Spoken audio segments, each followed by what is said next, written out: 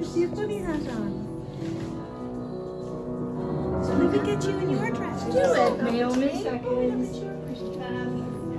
You look around towards me. Yeah, you see, I'll get you these ones. Outside, yeah.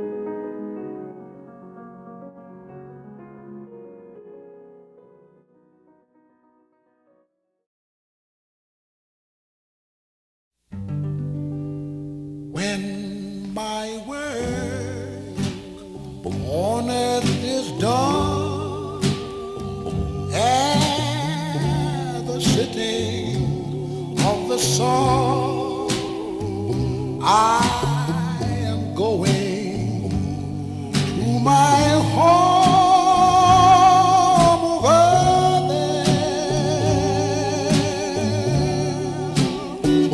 I will walk the golden stairs and be free from every care.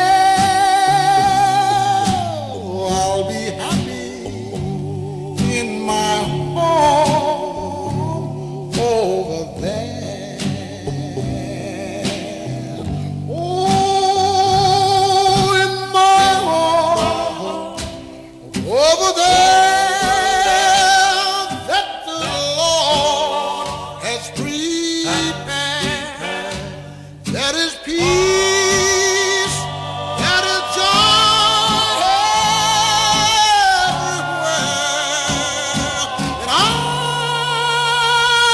will see space so fair and be free from every care. I'll be happy in my home.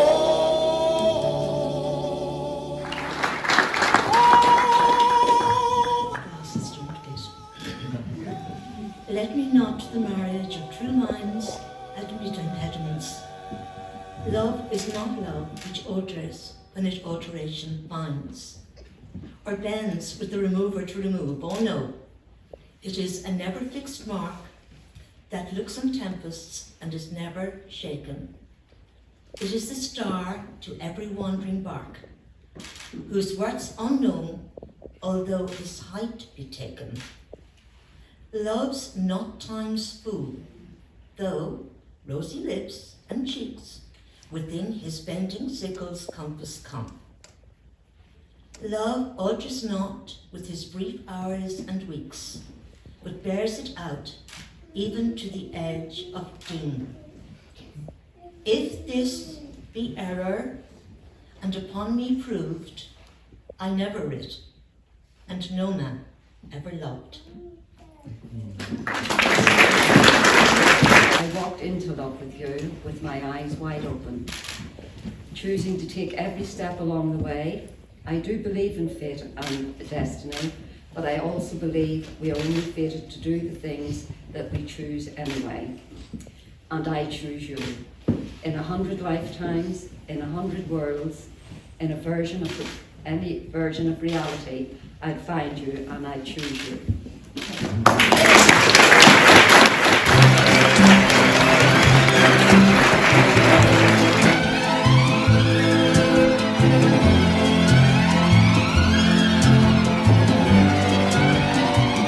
This magic moment, so different and so new, was like any other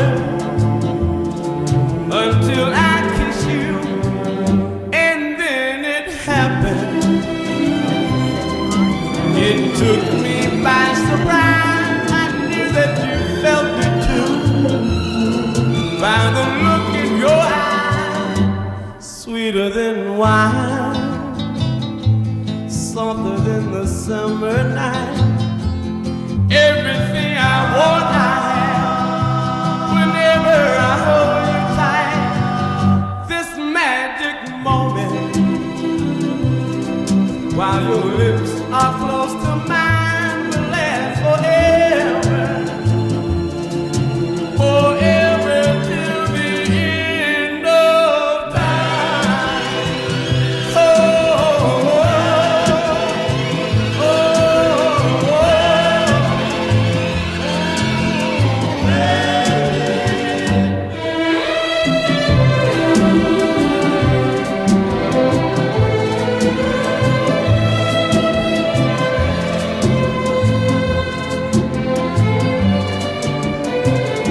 sweeter than wine, softer than the summer night.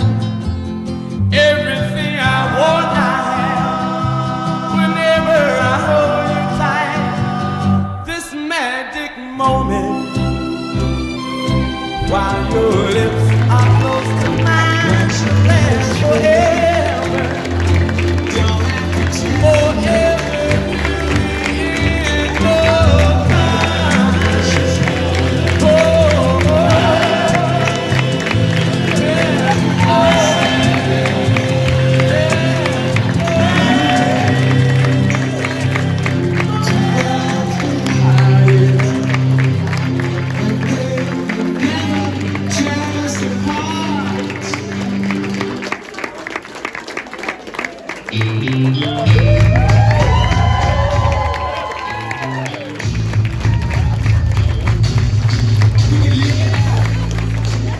Cliona and John, family and friends, it is my great pleasure and privilege to welcome each and every one of you to share in this wonderful celebration of our princess and her handsome prince. And last, we extend a specially warm Céad Míle Fáilte to those who travelled to share our joy from Northern Ireland, the UK, Bali, Australia and the USA.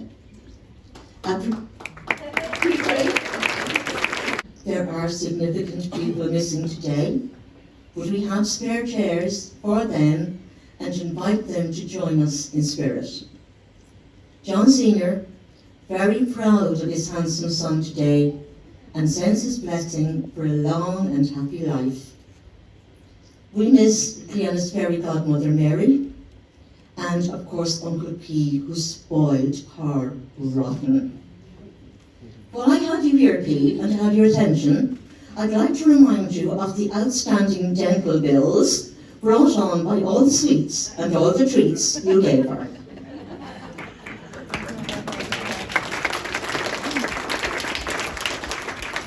Cliona intends to place her bouquet on his grave in remembrance and thanks.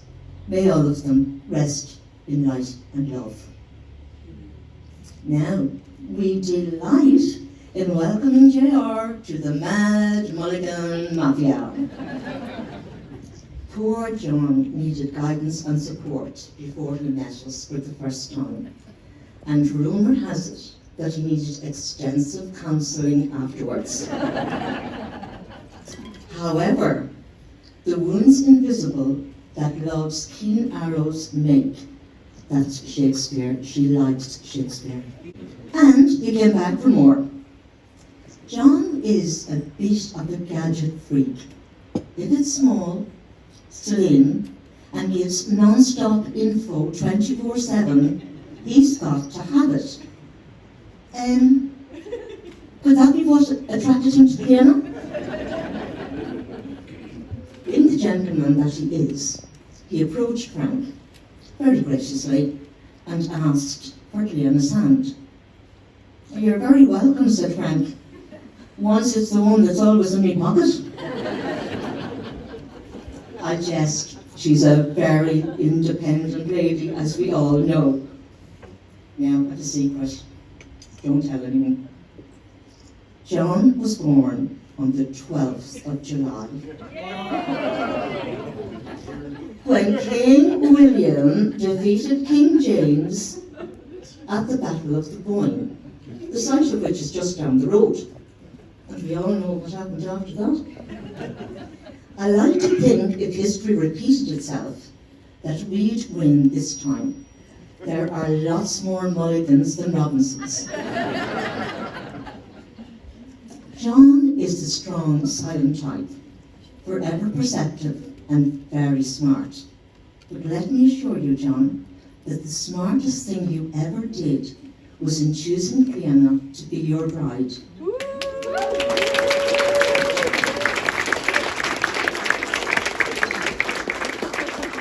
And she writes a cracking Mother of the Bride speech. Seriously, there are not many men good enough for our princess, but John is, and they make a wonderful couple. It gives me great pleasure to welcome him to our family. Daunting, I know, John, but like Marmite, we're an acquired taste. Now, it's inevitable that a day like today inspires a few memories of the blushing bride's formative years. And so, to the Lady of the Beast. Once upon a time, in Bogland, not far away, there lived a beautiful princess. And lo, one day a handsome prince came riding by. Now, there was no white steeds in the photographs when we first became suspicious. However, their individual journeys culminated in their coupleship in Sydney, and today they unite two great clans, the Robinsons and the Mulligans. But long before that, Cliona, she loves this fairy tale. She was left behind by an encampment of gypsies in the Ballina Hills behind our house. And we adopted her. I'm not joking, oftentimes had the gypsies returned, she would have been given right back. She was a precocious, intelligent, chatty child, and she ever calls the night that she shared a bed with her in Mulreen, she talked, non-stop, all night long. And now, she observes with incredulity. Eliza never shuts up. Really, Cliona? She was an exemplary teenager. I know, no, I won't lie on this blessed day. She was a nightmare. She once rang Childline to complain about being grounded. Her sister Naomi was a perfect role model and head girl in school in Banagher. But we couldn't countenance sending Cliona to Banagher. It was a sort of old-fashioned regime there, and she wouldn't have lasted 2 days. Why? But no. Did I hear you say no, Eliza? You got it from your mother. She said no so often we were terrified she'd screw up the marriage vows today. Do you take John to be your local wedded husband? No, yeah. So she chose to go to the Bower. She didn't last a week there. It's not what I thought, she said. In other words, there were no Enid Blyton mysteries and there were no midnight feasts. At this point, we needed counselling. One Monday morning in school, Patrice came up to me and she said, "Teacher, I saw Cliona on Saturday night." And I said, "No, chicken, no you didn't." No, said Cliona was with her friend in Athlone on Saturday night. "No, teacher, she was at Catherine's 21st and she never left her brother Michael all night." Cliona was our rebel, our wild child, in leathers and studs, almost luminous in green dots, adorned as a goth, following Nirvana, and trolling second-hand shops for ripped jeans long before it became the fashion. Am I getting the evil eye down there? Is John still there? But we look at her today, so beautiful and serene in all her sartorial splendour, with a beatific smile upon her face. As radiant as she is on the outside, her caring heart within is even more radiant. To be honest, Cliona was the kind of daughter that every parent would be proud of, excelling in school and college and career. She was and is a great daughter, sister, student and lawyer. She is a popular and loyal friend. She sought and tended those less fortunate. Her tenacity and work ethic brought her many successes. When choosing a husband, she pursued this path of excellence and achieved her best result yet.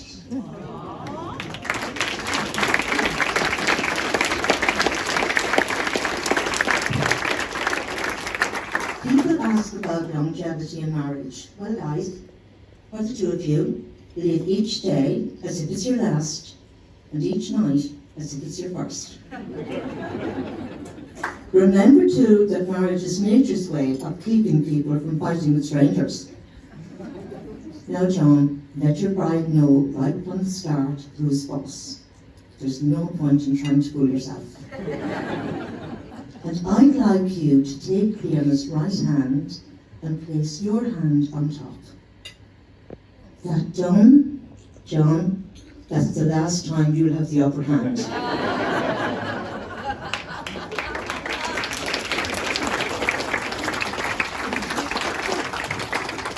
Now, you are our window to tomorrow and our mirror to yesterday. The road you follow takes you far away, and the mammy and daddy in us want you to stay. I acknowledge that your dreams do not belong to us, that you will never walk alone, as our love, thoughts and prayers will always be with you. And now you have John. We thank you both for the wonderful and precious gift of Eliza, Mommy's almost little koala, of whom we are very proud and for whom we are very grateful. What a beautiful flower girl she was today. Cliona and John have worked so hard to put this day together, from far over the continents, aided and abetted by Peter. I want you to enjoy this special day with us, and I conclude with an Apache blessing. Now you will feel no rain, for each of you will be shelter for the other. Now you will feel no cold, for each of you will be warmth to the other. Now there will be no loneliness, for each of you will be companion to the other. Now you are two persons, but there is only one life before you. May beauty surround you both in the journey ahead and through all the years. May happiness be your companion and your days together be good and long upon the earth. So here's to you, Mrs. Robinson, and your handsome new husband, Mr. Robinson.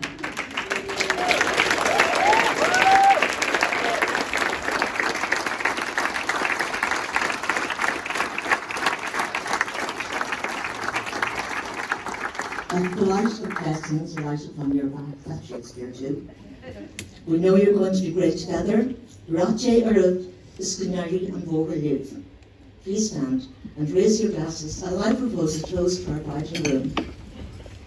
To the bride and groom.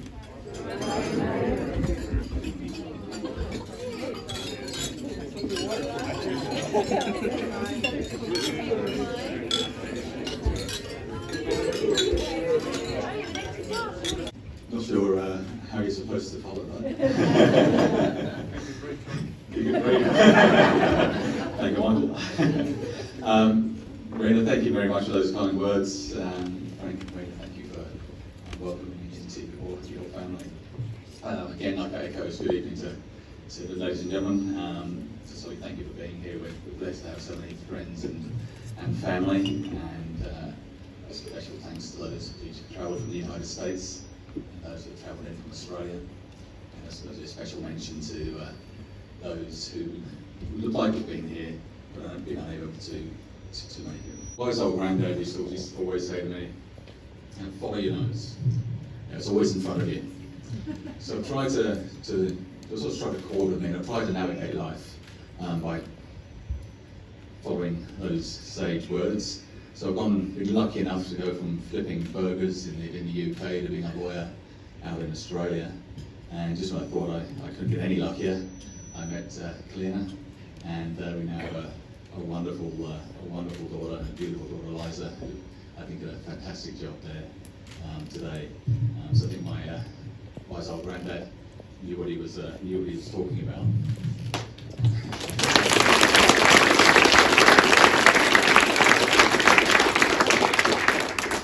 Now I think Romy earlier on today touched on this as she was part of our journey together.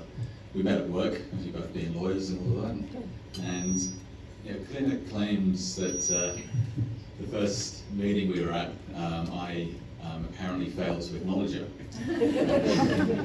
and while she was there. But I guess now all is forgiven.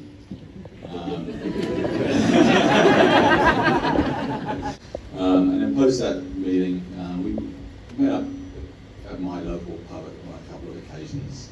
And on one occasion, I thought it would be a good idea to send over one of my friends and pretend that he knew Clyde. Now, Clyde was lost for words, to say the least, but she heard me sing in the corner, laughing away. And I think at that point she realised that perhaps I might have a bit of a mischievous streak to me. There are other occasions we went out with friends from work. The evening would thin out. I'd be a bit more relaxed, laughing, joking, and more often than not, Clyde would really. I thought to myself, okay, perhaps she doesn't like me. But it was only later that she admitted that she thought I was laughing at her, rather than laughing with her. One of the work-related black tie event, we met up for a casual dinner and drinks, amazing food and conversation, and our relationship really blossomed quite quickly after that. So everything really did just click. And we enjoyed socialising, enjoyed eating out, going to the movies. We had a local theatre nearby, and they had great productions such as Slasher in Wonderland.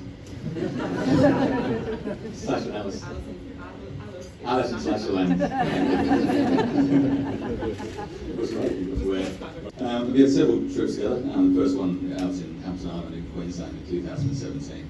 For me, that was pretty much the most perfect weekend that the two of us had together at that time. And it was all away from the city. It was tropical. We were laid on the beach, by the pool each day.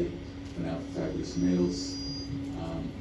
And it just struck or stayed with me, and I decided that's where I was going to propose.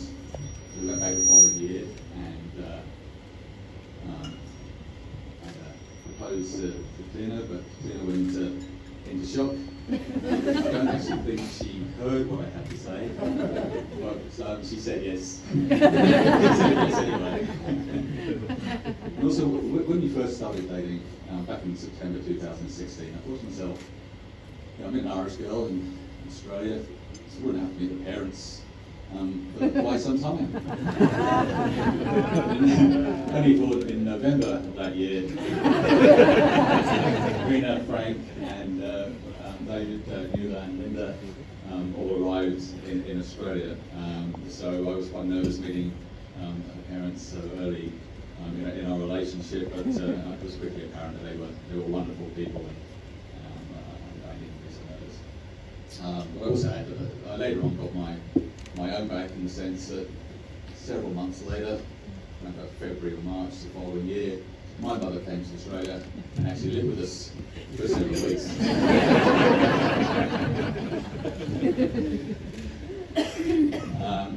Claire's a caring, funny, and generous, and she's very kind. For example, if I'd been out with friends, I was often calling to find a glass of hydrolyte out for me to fend off dehydration. No, she's a remarkable person. She's a wonderful mother to Eliza, and she's patient and down to earth. She's supported me in my endeavours, and she makes me feel smarter and funnier than I actually am. I love her more than I've never put into words. I would be lost without her.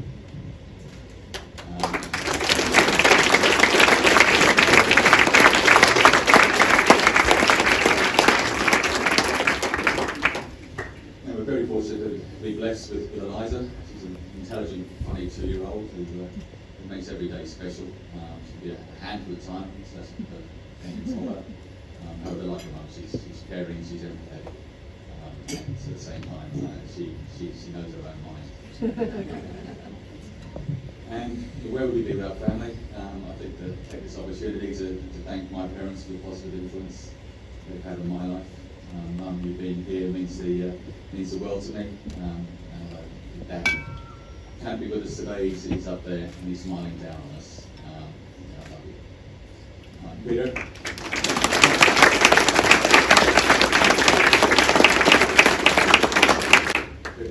By far the smartest man and person I know.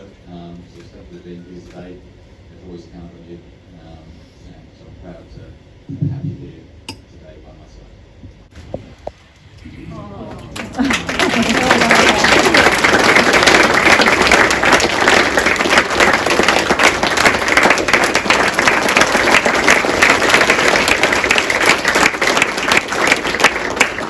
Clive's parents, Rena and Frank, are wonderful, down-to-earth people who are generous to a fault.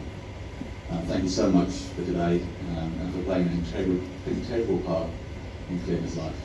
You've raised one amazing woman with core values that resonate deeply with me. I also know how close Clive is to her siblings, and the only Carl, Jonathan, and Niall.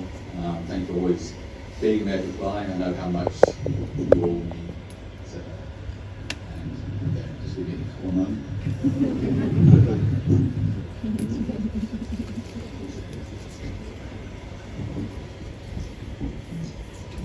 John is shook.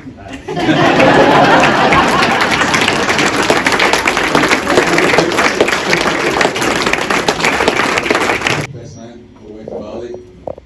Andrew and I also met at work, and Andrew's a keen fisherman. And I recall a day that he suggested we go rock fishing. In my naivety, I had no idea how dangerous that was. And it quickly became apparent on the first occasion we got to the top of the cliff, scaled down it on some rusty ladder, past a few burnt out cars, up another cliff with some makeshift ropes, along some narrow ledges, trying to get to the optimum spot, but we never actually got there. My fear of falling off high places, high edges, kicked in. I see you as a friend for life, and really thank you very much.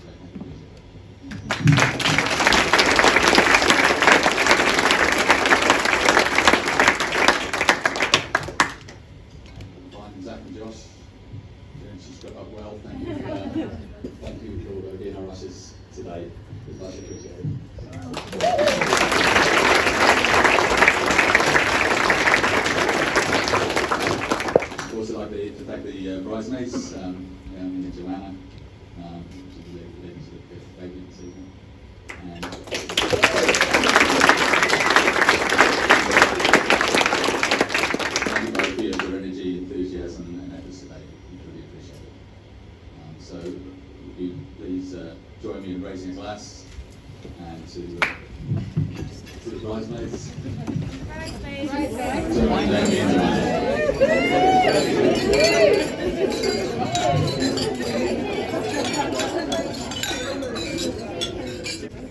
Guardian, really stunning.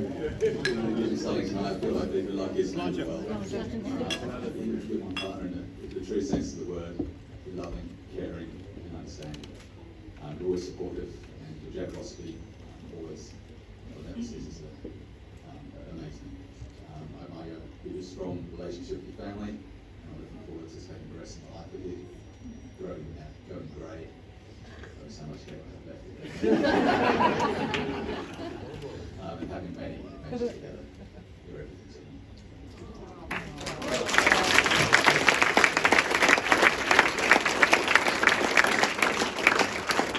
Ladies and gentlemen, let's ask you to charge glasses one more time. And drink is hosted me to the love of my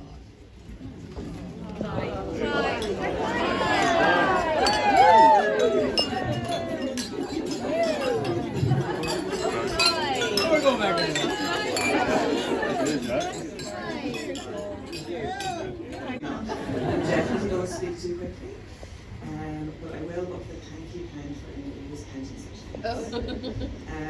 Firstly, as everyone has done already, I want to thank everybody for coming, some of you from huge distances. I've always said that if I ever did get married, I wanted to genuinely be able to say that everybody in the room was important to us. And I can honestly say that is the case. Not everybody who falls into that category could be here, but everyone who is here has had a huge impact on our life. And we're genuinely happy that you're here. I also want to take a minute to remember those that we wish could be here but can't. There are those that we've lost, and those that through circumstance and COVID couldn't make it. I'm very lucky to come from a huge extended family. I could literally spend hours talking about amazing memories of aunts, uncles and cousins. And I probably will tell some of those stories over the course of the next couple of days.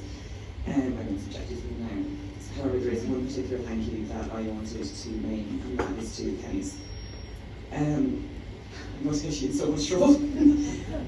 Fact is, I probably wouldn't have gone through for it but for you, and I definitely wouldn't have been able to stay but for you. Liz and Tony treated me like a daughter. Sean, Kate and Kira introduced me to their lives, their friends, and the cross. And made my life in Australia possible. But for you, I would not have been readmitted, I wouldn't have met John, and Eliza wouldn't exist. I'm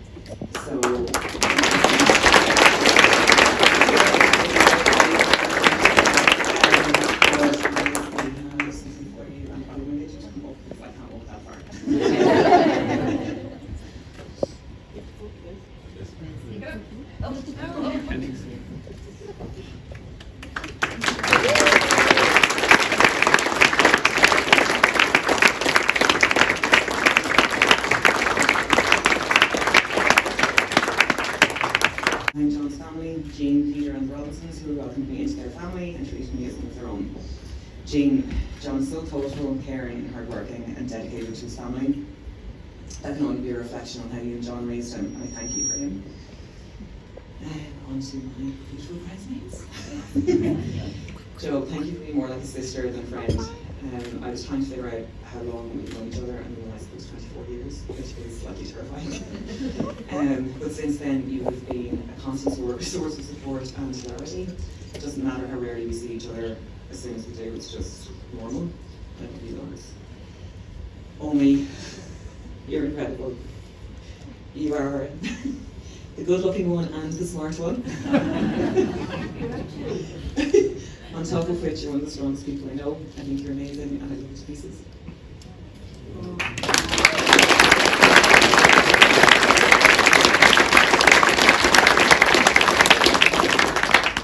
Carl, Jonathan, and Niall. I'm so lucky you're my brothers. As kids, I know we killed each other, but you're some of the smartest, funniest, and kindest people I know. Thank you for everything you've done for me over the years, and particularly your support recently. Thanks to you for bringing your wives and your children into our lives. They're all amazing.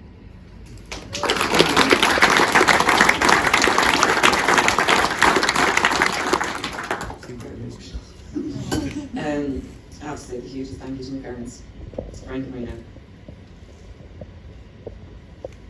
That thank you is not nearly enough. actually impossible to explain how much you've done, not just for your kids, but their partners, their children, their friends. I think the fact that some of my adult friends still inquire about whether you'd adopt them is testament to the esteem in which they hold you, and they honestly don't know the half of what you do for us. You have always done everything in your power to provide us with opportunities, to cheer us on when things went well, and to console us when it didn't. You did everything to ensure that we, and now our children, had memorable childhoods with the most amazing Sunday dinners, holidays, Christmases, and birthday parties you could imagine. And that's continued into our adulthood. Like, honestly, you're nuts, the amount you do. I do need to take to task about one thing though, and that's how easy you made it all look. I used to think you met somebody, fell in love, and the rest was happy ever after. I since learned that's not only the start, that's only the start of the story, and realised the strength of your commitment to each other.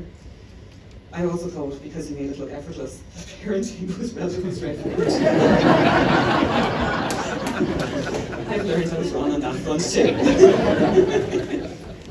Words honestly cannot do you justice. You are so supportive and thoughtful and generous to a fault. You put everyone you care about ahead of yourselves. You're unbelievable, and you're so, so lucky.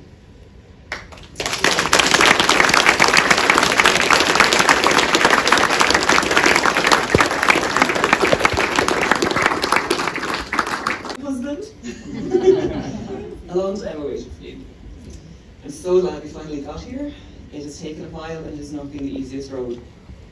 I love you, and I know how lucky I am to have you. Thank you for being my best friend, for always being supportive and attentive, and for giving me the best hugs. Thank you for being an incredible partner and daddy. Eliza and I love you all the muches.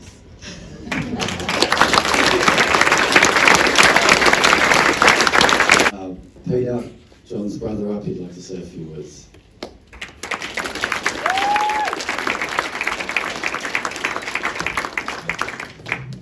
Hello everyone. Well, I hadn't planned to get up and say anything today, but I just really felt I wanted to share something personal with John. First of all, it's been quite a journey to get here, a big journey to get here, and I'm very happy to be here. It's a beautiful group of people and a beautiful family that John's marrying into. But really, I'm just so happy for you, John. It's been, as you say, quite a journey from flipping burgers in East Grinstead to being a lawyer and working so hard and creating an incredible life for yourself and a beautiful woman in your life, and a beautiful daughter in your life. And you know, you did take the pressure off a bit because Mum had to wait 51 years for a grand. So thank you for that as well.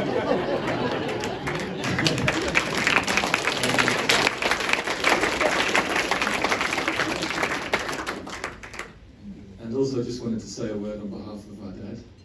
You know, he was a very accomplished man and a very loving father and husband. And I just think that he would just be incredibly proud of you today. And so on behalf of John Senior, congratulations.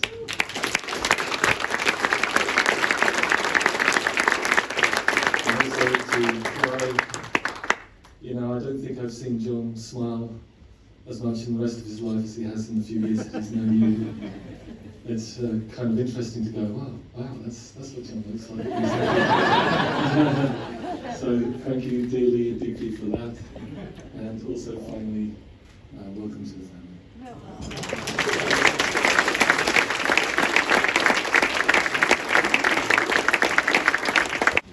How did I meet John? I met John, I managed the office where John and Cliona ultimately met. Very early after I was there, they sacked all the staff except for about 10%. Left about 5 of us. It was all based on we were going to outsource all the legal work to private lawyers, which left 5 of us with about 5,000 very serious police files. They sent us paralegals, people who weren't fully qualified to assist. They were all pretty much useless to a person. I picked up the phone and complained to one of the law firms that I really needed some proper assistance.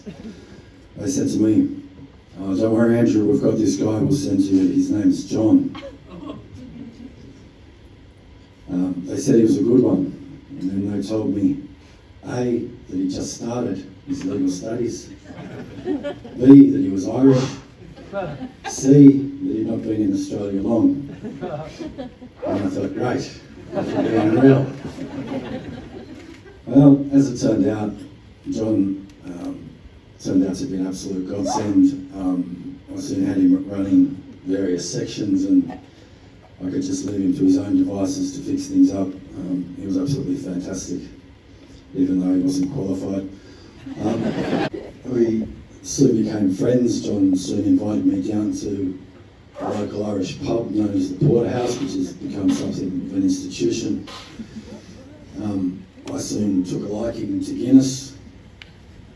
It was only a few months later that John and I were there with some other solicitors who weren't big drinkers when the publican took it upon herself to come out from behind the bar and personally thank John and I for single-handedly taking her pub from nowhere on the list of Guinness sales to number 3 in Australia's biggest state.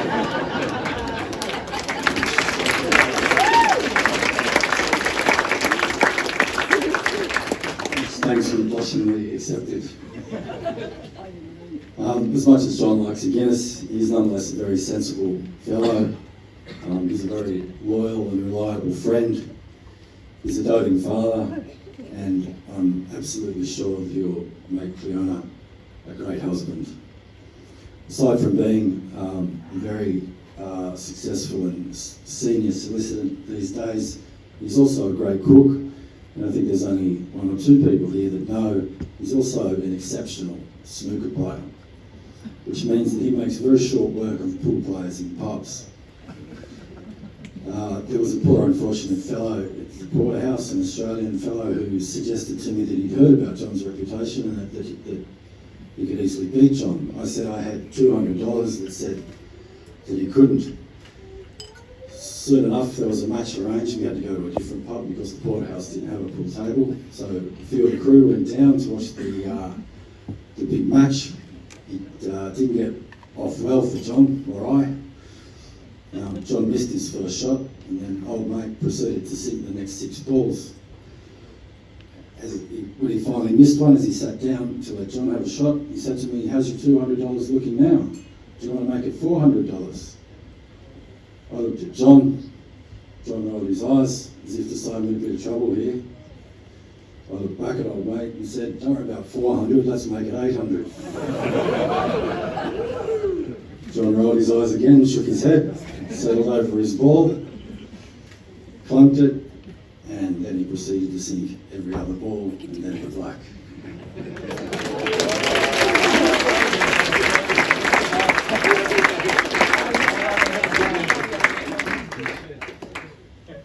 Just in closing, I'd like to say personally how pleased and proud I am to see both John and Cliona have risen to become very successful and highly respected senior solicitors through their hard work and dedication. I'd like to say that having spent a great deal of time with John before Cliona, and also a great deal of good time with John and Cliona together, that it seems to me that both of them now are much more complete and content people than they were as individuals. Now, having been blessed with lovely Eliza and having witnessed firsthand the love and generosity of the Mulligan and Robinson families, I'm sure that John and Cliona are going to enjoy a long, happy and prosperous life as a family together.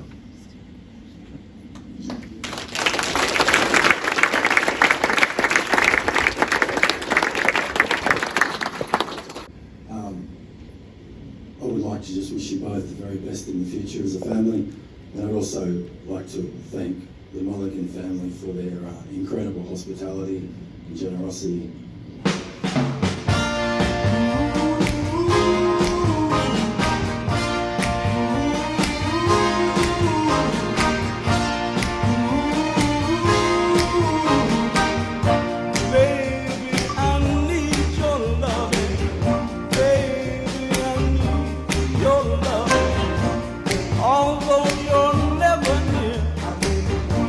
Your voice I often hear. Another day, another night, I long to hold you tight, 'cause I'm so lonely. Baby, I need your loving, got to have all your loving. Baby, I need your loving, got to have all your loving. Some say it's a sign of weakness for a man to beg. Then weak I'd rather be, if it means having you to keep. 'Cause lately I've been losing sleep. Baby, I need your loving, got to have all your loving. Baby, I need your loving, got to have all your loving. Empty nights echo your name. Oh, sometimes I wonder, will I ever be the same? Oh yeah, when you see me smiling, you know things have gotten worse. Any smile you might see has all been hers. Darling, I can't go on without you. This emptiness won't let me live without you. This loneliness inside, darling, makes me feel half alive. Baby, I need your loving, got to have all your loving. Baby, I need your loving, got to have all your loving. Baby, I need your loving, got to have all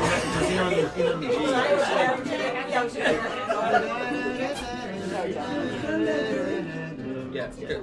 We'll enjoy it, okay?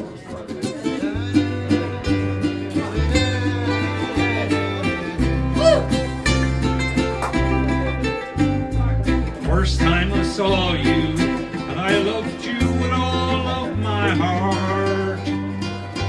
The first time I held you, I knew someday we would depart. Next Saturday morning in church, I'll give you away.